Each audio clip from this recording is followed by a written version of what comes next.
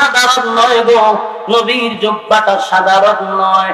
সাহাবীরা এমন দৃশ্য দেখিয়া মাটিতে পইরা গইরাইয়া কান্দে আর বলে, সাহাবী হইয়াও নবীর জুব্বা পাইলাম না, নবীর জুব্বাটা পাইলাম না। একটা টাটকা মুনাফিক হইয়া কেমনে গো নবীর জুব্বাটা পাইলো, বরদাস্ত করতে পারি না। সাহাবীরা গইরাইয়া কান্দে। হযরত ওমর আরো রাগান্বিত হয়ে গেল, কেমনে রে এত বড় মুনাফিক, নবীর মতো একটা পয়গম্বরের জুব্বা একটা মুনাফিকে পাইলো, আমি কেমনে বরদাস্ত করি। সাহাবীরাও কান্দে, আমরা জুব্বা পাইলাম না, মুনাফিকে কেমনে জুব্বা পায়। সুবহানাল্লাহ। আল্লাহর নবী বলেন, আব্দুল্লাহ শুন, আমি তোর আব্বারে জুব্বা কেন দিলাম জানোস নি? তোর আব্বারে জুব্বা কেন দিলাম জানোস? আমি এমনি তোর আব্বারে জুব্বা দেই নাই। বদরের যুদ্ধে যখন সাহাবীরা শাহাদাত বরণ করছে, হায়রে তাদেরকে কাফন পরানোর মতো কোনো কাফন নাই।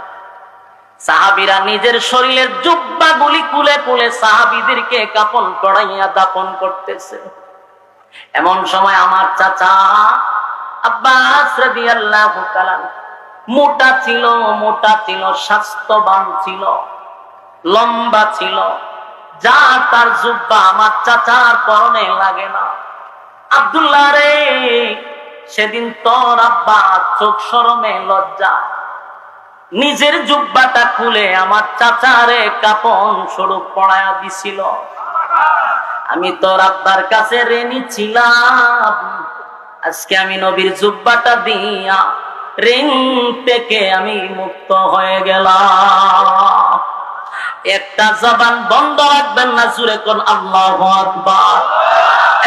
জোরে কোন আল্লাহু আকবার।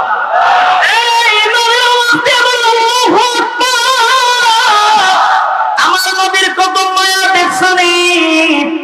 একটা মুনাফিক নবীর জুব্বা পরায়া দিল গো, নবীর জুব্বা পরায়া দিল, নবীর জুব্বা পাইল মুনাফিকে। আর নবী বলেন, আমি আমার জুব্বা তোর আব্বারে পরায়া দিলাম, আমি তোর আব্বার মুখে তুটাও লাগায়া দিলাম।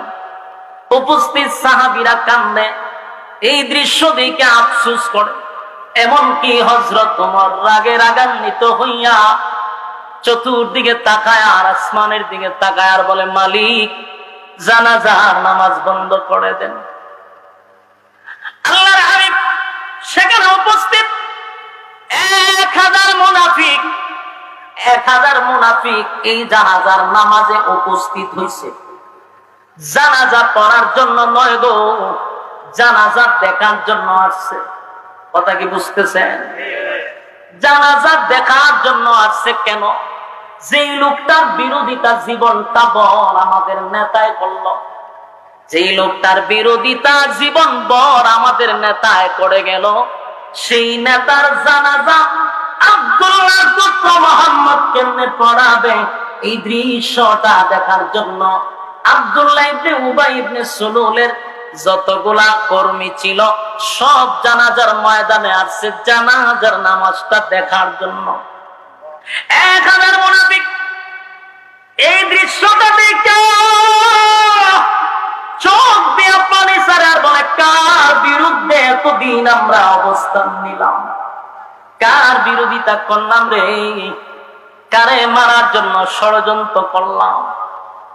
যেই লোকটার বিরোধিতা আমরা করলাম জীবনটা বর, আমাদের লিডারের নেতৃত্বে আমরা তার বিরোধিতা করলাম, এত বড় দুশ্মনের প্রতি যদি তার এত মায়া হয়, মহব্বত হয়, দুশ্মনের প্রতি যদি এত ভালোবাসা হয় রে, তাহলে এই লোকটার বন্ধুর জন্য কত মায়া। 1000 মুনাফিক বলে, দুশ্মনের প্রতি আব্দুল্লাহর পুত্র মুহাম্মদের কত মায়া। দুশ্মনের প্রতি যদি এত মায়া হয়, তার বন্ধু যদি হয়ে যায়, বলো না কতটা মায়া মহব্বত করবে। যার বিরোধিতা করলো তার মুখে তুতু লাগা দে রে, নিজের জামাটা খুলে তারে কাপড় পরায়া এই লোকের বিরোধিতাটা জীবনভর করলাম। 1000 মুনাফিক আসছিল জানাজা দেখার জন্য। 1000 মুনাফিক দৌড়াইয়া রাসূলের কাছে গেল, গিয়া বলে, গো নবীজি, অন্যায় করে ফেলেছি, অপরাধ করে ফেলেছি, জীবনটা আপনি নবীর বিরোধিতা করলাম, আপনাকে মারার জন্য ষড়যন্ত্র করলাম। এর নেতৃত্ব দিছে যে মারা গেল আব্দুল্লাহ ইবনে উবাই ইবনে সালুল, আমাদের নেতা আজকে মারা গেছে। এই নেতার নেতৃত্বে আপনার বিরোধিতা করলাম, মারার জন্য ষড়যন্ত্র করলাম, কিন্তু আজকে আপনার আখলাক আর চরিত্র দেখে পাগল হয়ে গেলাম। এমন বাবা মানুষ কোনদিন মানুষের ক্ষতি করতে পারে না। আপনি আল্লাহর পয়গম্বর, এর মধ্যে কোনো সন্দেহ নাই। আজকে আমরা বুঝতে পারছি, তাই আর ভুলে থাকতে চাই না। পড়া দেন লা ইলাহা ইল্লাল্লাহু মুহাম্মাদুর রাসূলুল্লাহ সাল্লাল্লাহু আলাইহি ওয়াসাল্লাম। একজন মুনাফিক মারা গেল, একজন মুনাফিক মারা গেল। বলো না কত হাজার মুনাফিক কালেমা পড়ল। আর জুড়ে আপনারা কি বিরক্ত লাগতেছে? আওয়াজে বোঝা যায় কি বিরক্ত আমার হতি। সেটা দিতা কথাগুলি দিলে কেউ লাগায় শুনেন। মারা গেল একটা মুনাফিক, কিন্তু কালেমা তো পড়ল 1000 মুনাফিক। সুবহানাল্লাহ। বলুন তো কিসের কারণে? নবীজির আখলাক দেখা। সুবহানাল্লাহ। নবীর কি দেখা? আযীম ছিল চরিত্র। কি ছিল? আযীম চরিত্র। وَإِنَّكَ لَعَلَى خُلُقٍ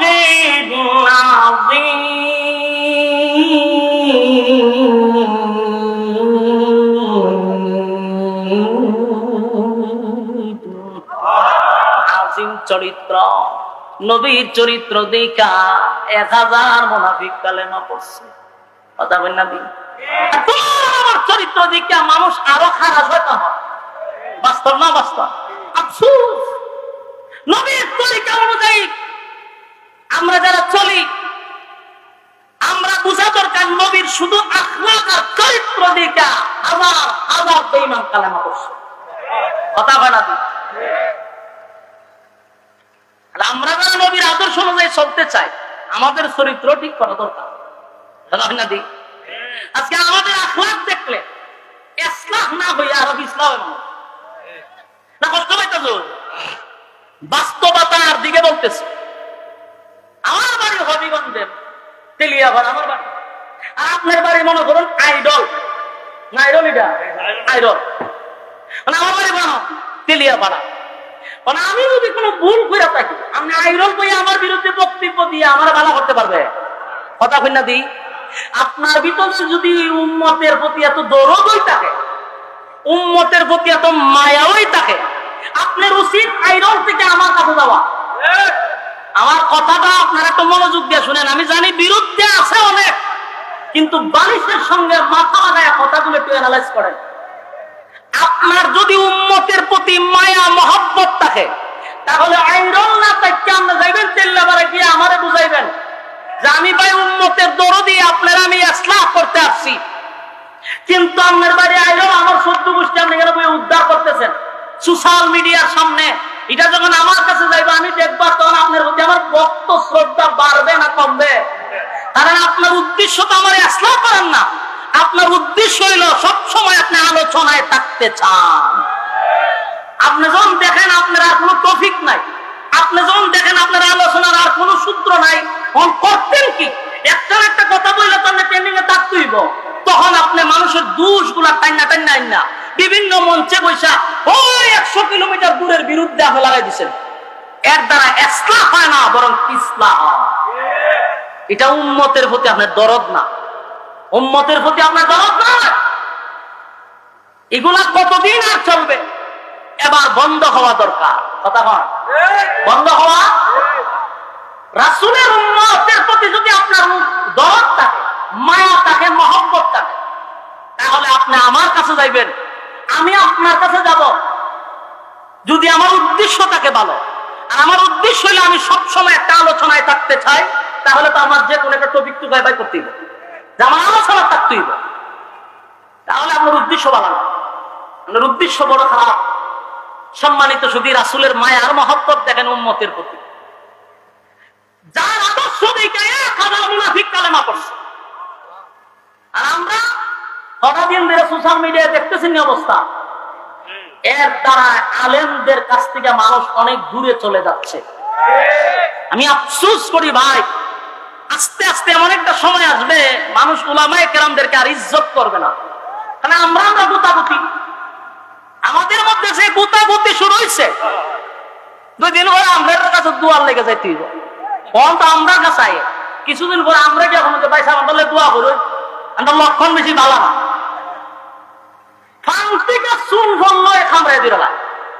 কে রে ভাই, তোমার ভিতরে যদি দরদ থাকে তুমি পার্সোনাল নাম্বারে ফোন দাও।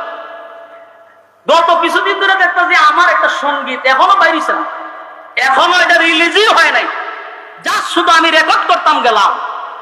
এটা 30 সেকেন্ডের ভিডিওটা সারা হয়েছে, এটা নিয়েও সমালোচনা শুরু করে দিছে, এখনো রিলিজই হয়েছে না। কেন? তোমার অন্য কোনো আলোচনা নাই, সারাদিন বইয়া খালি কার কোন দোষ আছে এটি বইয়ে নোট করে ডায়েরিতে। এরপরে এই নোটটা দেয় মিডিয়ার কাছে, তুই কিন্তু সময় মতো আমার কাগজটা ধরাই দিস, কারণ আমার কিন্তু এখন আলোচনা থাকতে পারতো না, কারণ বড় বড় বাংলার বাগরা বাইরিছে, এখন আমার খাওয়া নাই, আমার মাকেটা খাওয়াই তুইব। আর খাওয়াইতে গেলে আমার কাছে কাগজ দিস, আমি কিছু আলোচনা থাকতেইব, কারণ ভাইরাল ব্যক্তিদের ব্যাপারে যদি কথা না বলি আমি তো ভাইরালই করতাম না। এই মন মানসিকতার থেকে বাইরে আসতে হবে, এই কুরুচিপূর্ণ মন মানসিকতার থেকে বেরিয়ে আসতে হবে। ইজ্জতের জায়গায় আছেন, ইজ্জতের জায়গায় থাকেন। একটা সময় মানুষ মাথা, বাংলাদেশের মানুষ তো চিনেন, সম্মান দিতে দিতে আসমানও তুলে আবার জুতা বা পিডাই আপনি সালাম হয়, এটা বাংলাদেশ। কথা হয় না দি? আমরা বাংলাদেশে একজন বক্তা আছে শাহেখ আহমদুল্লাহর সাথে যে লাগছে, এখন তারে কিন্তু আমরাই উঠে উঠেছি, কারণ আমরা এবার নিচালাম হইতেছি। কেড়ে কত আবেগ কেন আপনারা, উড়াইবার সময় স্মরণ থাকে না, লামাইবার সময় আপনারা স্মরণ থাকে না। এগুলো হইল গিয়া ভাওতাবাদী ছাড়া কিছু না। একটা ফেসবুকে কিন্তু নাস্তিকরাও থাকে, রামবামরাও থাকে, খালি আলেমরা থাকে না। আমরা যে খামরা খামরি শুরু করছি, ফলাফল কিন্তু ভালো হবে না। আমার ক্ষুদ্র জ্ঞান থেকে বলি, একজনকে রাহবার মেনে বাংলাদেশের রাস্তা আমরা চলবো, যারে রাহবার মাই না। কথা বল ঠিক কিনা? এখন যেহেতু বাংলার বাদ ফিরে আসছে, আমরা তারে রাহবার হিসেবে মানি, অসুবিধা। একজনের নেতৃত্বে চলেন, গুতাগুতি বাদ দেন, বাদ দিয়া চলেন সামনের দিকে, আমাদেরকে টাকাইবার মতো কেউ থাকবে না। আর সেইভাবে খামরা খামরি শুরু হয়েছে, আমার ফতোয়া বেশি সময় না। আল্লাহ আমাদের হেফাজত করুক। সম্মানিত শুধু রাসূল সাল্লাল্লাহু আলাইহি সাল্লামের শুধু আখলাক আর চরিত্র দিকা 1000 মুনাফিক ছিল, তামসা দেখবার লাগিয়া, তামসা দিককে কালেমা বলে নিছে। সুবহানাল্লাহ, এটা আদর্শ, রাসূলের আদর্শ ছিল। তো এখন মুনাফিকরা কালেমা পড়ছে, তেমন সবাই খুশি না? কথা বলেন না?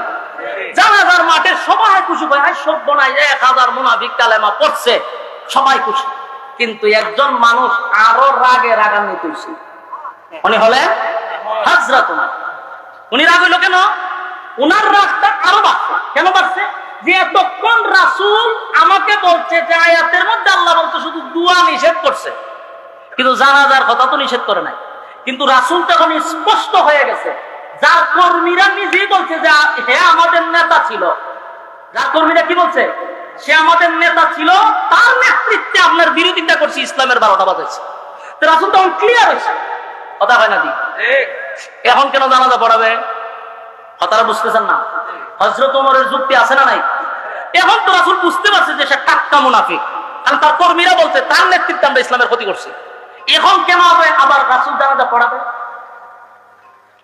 হযরত ওমরের রাগ কমছে না। ওমর বারবার আসমানের দিকে তাকায়, আল্লাহ আল্লাহ, তাড়াতাড়ি আয়াত পড়ায় দেয়। আর রাসূলের সিদ্ধান্ত হলো জানাজা আমি পড়াবো। রাসূল জানাজা পড়াইবার লাগা জানাজার মুসল্লায় চলে গেছে। এমন কি রাসূল জানাজা পড়াইও লাইছে। কথা বুঝতেছেন? জানাজা শেষ, সবাই খুশি, উমরের মনে অনেক কষ্ট, মনের কষ্ট নিয়ে বসে রয়েছে। কিছুক্ষণ পরে রাসূল হযরত ওমর তাকায়া দেখে আল্লাহর রাসূল জানাজা শেষ হয়েছে, ভালো কথা। এখন লাশের পিছনে পিছনে রাসূল হাইটা কবরস্থানে যাইতেছে। এটা দেখতে ওমরের মেজাজ আরো গরম হয়েছে। ওমরের কথা হলো জানাজা আপনি পড়াইছেন তো শেষ, এখন আবার গুরুস্থানে যান কেন? নিশ্চয়ই আপনার জন্য দোয়া করবেন। তাহলে এই আয়াত তো আছে, ইস্তাগফির লাহুম আও লা তাস্তাগফির লাহুম ইন তাস্তাগফির লাহুম ৭০ মাররাতান ফালান ইয়াগফিরাল্লাহু লাহুম যালিকা বিআন্নাহুম কাফারু বিল্লাহি ওয়া রাসূলিহি ওয়াল্লাহু আ'লাম। এই রাসূলি এখান পর্যন্ত আল্লাহ বলছেন যে আপনি নবী যদি ইস্তাগফির লাহুম আও লা তাস্তাগফির লাহুম, আপনি নবী যদি ৭০ বারের দোয়া করেন, আমি মুনাফিকের জন্য দোয়া কবুল করব না। তাহলে এখন উমরের কথা হলো দোয়ার কথা না, আপনি বলছেন যে দোয়ার কথা আছে, নামাজের কথা নাই। কবরস্থানে যেহেতু আপনি যাইতেছেন, তাহলে নিশ্চয়ই আপনি দোয়া করবেন, কথা হয় না? হযরত উমর এখন আরো রাগ হচ্ছে, রাগ হইয়া এখন তো উমর লাল হয়ে গেছে, বারবার বলছে আল্লাহ আপনি আয়াত নাযিল করে আগে রাসূলকে জানাই দিয়েছেন, দোয়া হলো কবুল হবে না। রাসূল তো এখন কবরস্থানে গেছে, দোয়া করবে। হযরত উমর পেরেশান। রাসূল সাল্লাল্লাহু আলাইহি সাল্লাম যখন মুনাফিকের দাফন কাফন হইল, এবার রাসূল 2 হাত উত্তোলন করবে মুনাফিকের জন্য দোয়া করার জন্য। এমনি জিবরাইল আয়া হাজির, সুবহানাল্লাহ। আর জোরে কোন জিবরাইল আয়া হাজির হয়ে জিবরাইল বলেন আরে নবী দোয়াটা করেন, পরে আগে শুনেন আয়াত নাজিল হয়ে গেছে, সুবহানাল্লাহ। আপনি দোয়া করবেন না, আপনার উমরের সিদ্ধান্তটাকে আল্লাহ পছন্দ করছে। কার সিদ্ধান্ত? উমরের সিদ্ধান্ত আল্লাহ পছন্দ করছে। উমরের মেজাজ মতে আল্লাহ কোরআনের আয়াত নাযিল করছে। সুবহানাল্লাহ। এজন্য উমরকে বলা হয় মেজাজে ওহী, সুবহানাল্লাহ। যার মর্জি মেজাজ মতো কোরআনে প্রায় 21 জায়গা আল্লাহ আয়াত নাযিল করছে। কি বুঝলেন? এই জবাব নাই। জিবরাইল আলাইহিস সালাতু ওয়াস সালাম এসে বলেন নবী গো দোয়া করবেন, পড়ে শুনেন আয়াত নাযিল হয়ে গেছে। আপনার ওমরের সিদ্ধান্তটাই হলো চূড়ান্ত সিদ্ধান্ত। আপনার ওমরের সিদ্ধান্তটা আল্লাহ বড় পছন্দ করছে। আগে নবী আয়াত কারিমা নাযিল করে আল্লাহ জানায়া দেয় ওয়ালা তুসাল্লি আলা আহাদিন মিনহুম মাতা আবাদা ওয়ালা তাকুম আলা কবরি। এখান পর্যন্ত আল্লাহ বলেন ওয়ালা তুসাল্লি আলা আহাদিন মিনহুম মাতা আবাদা ওয়ালা তাকুম আলা কবরি। নেক্সট টাইমে, পরবর্তীতে, ভবিষ্যতে আপনি আর কোন মুনাফিকের জানাজা পড়বেন না। এই মিয়া কিছু বুঝছেন না আপনারা? কিতাব বুঝছো? আয়াত উমরের মেজাজ মতো হইছে নি? কথা কই না দি? উমর কি চাইছিল? জানাজা নামাজ আল্লাহ বন্ধ করে দেন, আপনি বন্ধ করছেন নি? আল্লাহ বলে তুসাল্লি আলা আহাদিন মিনহুম মা তাবাদা ওয়ালা তাকুম আলা কবরি। আপনি নেক্সট টাইমে মানে ভবিষ্যতে আর কোন মুনাফিকের জানাজা আপনি পড়াবেন না। এরপরে এখানেই শেষ না। ওয়ালা তুসাল্লি আলা আহাদিন মিনহুম মাতা আবাদা ওয়ালা তাকুম আলা কবরি। এরপর আল্লাহ বলেন কবরের সামনে দাঁড়াইয়া মুনাজাত করবেন না। কথা কই না দি? ওমরের মেজাজ মতো হইছে নি? ওমর চাইছিল কি? আল্লাহ দিছে কি? ওমর যা চাইছিল আল্লাহ এই অনুযায়ী আয়াত নাযিল করছে। আল্লাহ বলেন ওয়ালা তুসাল্লি আলা আহাদিন মিনহুম মাতা আবাদা ওয়ালা তাকুম আলা কবরি। নবী গো ভবিষ্যতে আপনার কোনদিন মুনাফিকের জানাজা পড়বেন না, এমন কি মুনাফিকের কবরের সামনে দাঁড়াইয়া আপনি নবী দোয়া করবেন না। তাহলে আয়াত নাজিল করে দিল, আল্লাহ নামাজ নিষেধ করে দিল। এখন এর সময় যেহেতু কম, একবারে টাইম শেষ, এখন সংক্ষিপ্ত আকারে একটু বোঝানোর দরকার। আয়াত তো নাজিল হয়ে গেল, কিন্তু প্রশ্ন একটা থেকেই গেল, আয়াতটা যে নাজিল হয়েছে এটা কিন্তু মুনাফিকের জানাজা পড়ার পরে নাজিল হয়েছে। কথা হয় না দি? এই আয়াতটা যদি জানাজার আগে নাজিল হইতো তাহলে মুনাফিকের জানাজা আর পড়ানো হতো না। কথা হয় না দি? কিন্তু আয়াতটা কখন নাজিল হলো? মুনাফিকের জানাজা কমপ্লিট হয়ে গেল। আল্লাহ রাব্বুল আলামিন তখন আয়াতটাও নাযিল করলো। একটা প্রশ্ন থেকে যায়, কেন রে এই আয়াতটা আল্লাহ আগে নাযিল করলো না, আয়াতটা কেন পরে নাযিল করলো? এখানে প্রশ্ন, কথা কোন ঠিক? এই প্রশ্নের জবাব মুফাসসিরিনে কেরাম উল্লেখ করেছেন যে কেন আল্লাহ পরে নাযিল করলেন, আগে কেন নাযিল করলেন না। তার এক নাম্বার কারণ হলো আল্লাহর নবীর কথার বড় দাম, বড় দাম। সুবহানাল্লাহ। এই যুবক বালক, যে সময় আব্দুল্লাহ ইবনে উবাই ইবনে সুলুল মারা গেল, আব্দুল্লাহ ইবনে উবাই ইবনে সুলুলের ছেলে যখন নবীর কাছে গিয়া বলছে, নবী গো, আমার আব্বা মারা গেছে, আপনি নবী যদি জানাজা পড়ায় দেন তাহলে আমার দিলটা সাক্ষী দেয় আমার আব্বারে আমার আল্লাহ মাফ করে দিবে। কথা কোন ঠিক?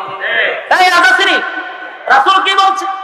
আমি জানাজা পড়ায় দিলে যদি তোমার আব্বারে আমার আল্লাহ মাফ করে দেয় তাহলে আমি জানাজা পড়ায়া দিব। কথা কোন? জানাজা পড়ায়া দিব। এই যে রাসূল বলছে জানাজা পড়ায়া দিব, এবং আব্দুল্লাহ করছে কি, পুরা মদিনায় এটা ভাইরাল করে দিচ্ছে যে আমার বাপের জানাজা রাসূল পড়াবে। তাহলে সবাই শুনছে, রাসূলও বলছে। এখন মানুষ আসছে জানাজা পড়ার জন্য, এই মুহূর্তে যদি আয়াত নাযিল করে আল্লাহ জানাজাটা বন্ধ করে দেয়, নবীর কথার ওজন থাকে না। কথা কি বুঝতেছেন? আমার নবীর কথার ওজন রাখার জন্য, নবীর কথার ওজন রাখার জন্য আল্লাহ আগে নাযিল করে নাই, পরে নাযিল করছে। এখন এতক্ষণের আলোচনার থেকে আমাদের শিকার কি, আমাদের বুঝার কি? এখানে সংক্ষেপে বলি, এতক্ষণের আলোচনার থেকে বুঝতে তো হবে কেন এই আলোচনা করলেন। এর এক নম্বর কথা হলো, নবী যেই জায়গায় মুনাফিকের মুখে থুথু লাগাইয়া দিল, নবী যেখানে তার জুব্বা খুলে কাফন পরাইয়া দিল, এরপরও কি লোকটা জান্নাতে যাইতে পারছে? কথা কয় না, কথা কয় না। তাহলে নবীর থুতু লাগাইয়া দিল জান্নাতি হওয়া যায় না, নবীর পরনের জুব্বা পরাইয়া দিল জান্নাতি হওয়া যায় না, যতক্ষণ না পর্যন্ত নবীর তরিকা অনুযায়ী, আল্লাহর হুকুম অনুযায়ী জীবন যাপন না করবে। নবীর ইতাআত করতে হবে। শুধু লম্বা লম্বা ডায়লগ দিয়ে চলবে না, শুধু লম্বা লম্বা ডায়লগ দিয়ে নবীর আশেক আশেক কইয়া লাফাইলেই জান্নাত পাওয়া যায় না। এর বাস্তব প্রমাণ আব্দুল্লাহ ইবনে উবাই ইবনে সুলুলের জানাজায় রাসূল থুতু লাগাইছেন, রাসূলের জুব্বা পরাইয়া দিয়েছে, এরপর আব্দুল্লাহ ইবনে উবাই ইবনে সুলুল জাহান্নামের নির্দিষ্ট জায়গায় থাকতে। বোঝা গেল নবী থুতু লাগাইয়া দিল কাম হবে না, নবীর জুব্বা পরলে কাম হবে না, যদি নবীর তরিকা অনুযায়ী না চলে। কথা কয় না? আশিকে রাসূল বইলা লাফালাফি করলে কাজ হবে না, আশিকে রাসূল বইলা স্লোগান দিলে হবে না, আশিকে রাসূল বইলা রাজপথে আন্দোলন করলে চলবে না, যদি নবীর তরিকা অনুযায়ী জীবন যাপন না করো। কথা বল ঠিক? সম্মানিত শুধু আমাদের দেশে হুসুড়ে বাঙালি শুধু লাফায় বেশি, বুঝে কম। লাফায় বেশি, বুঝে কম। আবু লাহাব, আবু তালেব রাসূলের চাচা, রাসূলের জন্য জীবন দিতে প্রস্তুত ছিল। 50টা বছর রাসূলকে লালন পালন করলো, এরপর আবু তালেব জান্নাতে যেতে পারল না, কারণ নবীর তরিকা অনুযায়ী জীবন যাপন না করার জন্য। ভালোবাসা কি কোনো কম ছিল? বরং সারা পৃথিবীর সমস্ত আশিকে রাসূলকে এক পাল্লায় তুললে আবু তালেবের একদিনের ভালোবাসার সমান হবে না। এজন্য আমাদের এই বক্তব্য থেকে শিখতে হবে যে এক নাম্বার হলো আল্লাহর হুকুম আর নবীর তরিকা অনুযায়ী জীবন যাপন করতে হবে। কারা কারা করবেন হাত তুলে দেখায়া দেন। লিল্লাহি তাকবীর, লিল্লাহি তাকবীর। পারবো ইনশাআল্লাহ? এই ওয়াদা করেন, পাক্কা ওয়াদা। কার তরিকায় চলবেন? রাসূলের তরিকায় চলবো ইনশাআল্লাহ। আল্লাহ কবুল করুক, সকলে বলে আমিন। সম্মানিত সুধী, আজকে এই ভাই আপনি তো আমার মহব্বতের মানুষ, বুঝুন না? আমি কিরামান কাতিবিনদের সামনে দেখা করি, এখানে সবাই আমার শুভাকাঙ্ক্ষী না। এতক্ষণ যে আলোচনা করছি আমি, এই আলোচনা না গিয়া যখন আপনারা যে আবদার দিচ্ছেন, এই আবদার যদি করি তাহলে সুরা আলোচনা বা দিহান ছেড়ে দিব, আর কিছু টপিক ওয়ালা রকম দেখছো নি, এত ওয়াজ করে না খালি আবান দেয়। অথচ এতক্ষণ যে ওয়াজ করছি এটার কোনো দাম নাই, কিন্তু এইটা তো পাইছে ওয়াজ করে আবান দেয়। এই জন্য এইগুলো আবদার করেন না, এগুলার কারণে আমার উপরে বহুত তুফান জ্বর গেছে। আবদার, এগুলো আবদার করা যাবে না। ইনশাআল্লাহ সঙ্গীত আচ্ছা, আমাদের মুস্তাক ফৈজি সাহেব আইসা পড়ছে, মজা তো শুরু হইব নি আইলে, আসাইতে আসাইতে মুতাইতে হয়। খুব মজার মানুষ। আল্লাহ তাআলা আমার এই হযরতের হায়াতে আমলে বরকত দান করুক, আমিন। আচ্ছা, আজান টাজান ইতা কইেন না, কোন সময় একটা সঙ্গীত আমি শোনাই। আর আমার তো ইনশাআল্লাহ একটা সঙ্গীত আসতেছে, ইনশাআল্লাহ আপনারা চুপ রাখবেন। আপনাদের সঙ্গীত ইনশাআল্লাহ আসতেছে, শোনাবো ইনশাআল্লাহ। এখন একটা সঙ্গীত আমরা গাই, আমার সাথে আওয়াজ দিতে হবে। আওয়াজ দিতে হবে, আওয়াজ পারবো তো ইনশাআল্লাহ? হ্যাঁ, এটা কেতাম বলছে, আওয়াজ দিবেন নি? কোরআনের একটা সঙ্গীত আওয়াজ দিতেই, গুরুস্থানের সঙ্গীত হয় না, আওয়াজ দিতেই। আওয়াজ দিবেন ইনশাআল্লাহ। সত্যের পক্ষে গান গাই বলে আমি বিদ্রোহী, সত্যের পথে ডাকি বলে আমি বিপ্লবী। সত্যের পক্ষে গান গাই বলে আমি বিদ্রোহী, সত্যের পথে ডাকি বলে আমি বিপ্লবী। কোরআনের কথা বলি তাই বলে আমাকে মৌলবাদী, জিহাদের কথা বলি তাই বলে আমাকে জঙ্গিবাদী। বিদ্রোহী বিপ্লবী মৌলবাদী কেন জঙ্গিবাদী, বিদ্রোহী বিপ্লবী মৌলবাদী কেন জঙ্গিবাদী। সত্যের পক্ষে গান গাই বলে আমি বিদ্রোহী, সত্যের পথে ডাকি বলে আমি বিপ্লবী। কোরআনের কথা বলি তাই বলে আমাকে মৌলবাদী, কোরআনের কথা বলি তাই বলে আমাকে মৌলবাদী, জিহাদের কথা বলি তাই বলে আমাকে জঙ্গিবাদী। আমি বিদ্রোহী, ঠিক না? বিদ্রোহী বিপ্লবী মৌলবাদী কেন জঙ্গিবাদী, বিদ্রোহী বিপ্লবী মৌলবাদী কেন জঙ্গিবাদী। জন্মের পরে কানে আজান কি দেয়নি, তুমি মৌলবাদী ছাড়া হওনি। জন্মের পরে কানে আজান কি দেয়নি, তুমি মৌলবাদী ছাড়া হওনি। তবে মরণের পরে জানাজা পড়াবে, তবে মরণের পরে জানাজা পড়াবে, তখন কোথায় পালিয়ে যাবি। বিদ্রোহী বিপ্লবী মৌলবাদী কেন জঙ্গিবাদী, বিদ্রোহী বিপ্লবী মৌলবাদী কেন জঙ্গিবাদী। কি মনে করে ওই হলমান দাড়ি টুপি দেখলেই তালেবান, কি মনে করে ওই হলমান দাড়ি টুপি দেখলেই তালেবান। তবে সিংহের চেয়েও বেশি ভয় পায়, তবে সিংহের চেয়েও বেশি ভয় পায় মাথায় পাগড়ি দেখে যদি বিদ্রোহী।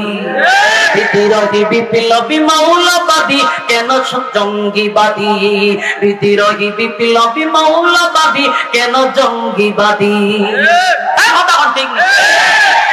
দেহায়া নারীর ওই কেমন কথা, ইসলাম মানে ওদের মাথা ব্যথা। দেহায়া নারীর ওই কেমন কথা, ইসলাম মানে ওদের মাথা ব্যথা। বাস্তব না বাস্তব? দেহায়া নারীর ওই কেমন কথা, ইসলাম মানে ওদের মাথা ব্যথা।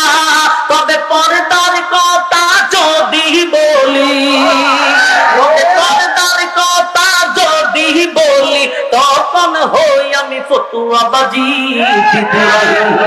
বিদ্রোহী বিপ্লবী মৌলবাদী কেন জঙ্গিবাদী, বিদ্রোহী বিপ্লবী মৌলবাদী আমি জঙ্গিবাদী। সত্যের পথে গান গাই বলে আমি বিদ্রোহী, সত্যের পথে ডাকি বলে আমি বিপ্লবী। কোরআনের কথা বলি তাই বলে আমাকে মৌলবাদী, জিহাদের কথা বলি তাই বলে আমাকে জঙ্গিবাদী। আমি বিদ্রোহী, বিদ্রোহী বিপ্লবী মৌলবাদী কেন জঙ্গিবাদী, বিদ্রোহী বিপ্লবী মৌলবাদী কেন জঙ্গিবাদী। বিদ্রোহী বিপ্লবী মৌলবাদী আমি কেন জঙ্গিবাদী।